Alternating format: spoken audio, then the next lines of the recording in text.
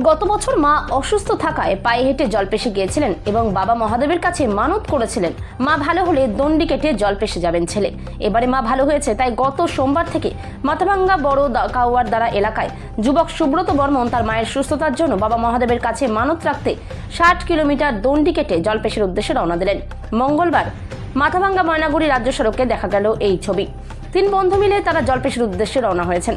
তবে কবে তিনি পৌঁছবেন সে ব্যাপারে জেনে তিনি কিছুই বলতে পারেনি। জানান, গত বছর তিনি পায়ে হেঁটে জলপেশে গিয়েছিলেন, এবারে মা সুস্থ থাকায় দণ্ডি কেটে জলপেশের উদ্দেশ্যে রওনা হয়েছেন। মাথাভাঙ্গা থেকে উৎপল অধিকারী রিপোর্ট, বিগ নিউজ বাংলা। হ্যাঁ, সুব্রত বর্মন। সুব্রত বর্মন। আচ্ছা, মানে তুমি কি করছো? আমি আর কি তোমার আগের বছর আর কি হেঁটে হেঁটে গিয়েছিলাম।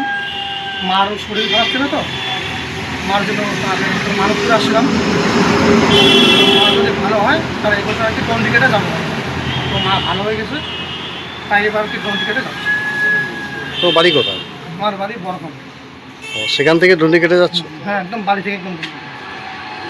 কতদিন লাগবে যেতে? এখন কতদিন লাগবে সেটা জানি না, এখন বাবা কবে নিয়ে যায়। মানে মার শরীর ভালো হয়েছে তার জন্যই তুমি এই মানসা করছিলে? হুম, তার জন্যই যে দণ্ডি কেটে যাচ্ছ? কোথায় যাবে? জল। জলপেশ। তুমি কি একাই যাচ্ছ? আমি যাচ্ছি মানে দণ্ডি কেটেই যাচ্ছ? দণ্ডি কেটে যাচ্ছি। তা কত কিলোমিটার এখান থেকে? এখান থেকে 55-60 কিলোমিটার এরকম হবে। মানে কবে রওনা দিয়েছিলে? কালকে রওনা দিই, কালকে সকাল 8টা। পৌঁছাবা কবে? পৌঁছাবো কবে সেটা বলতে পারছি না। বাবা এখন কবে নিয়ে যায় শরীরের উপরে কোন আচ্ছা, অসুবিধা হচ্ছে না? অসুবিধা হচ্ছে, তবু মনে হচ্ছে না।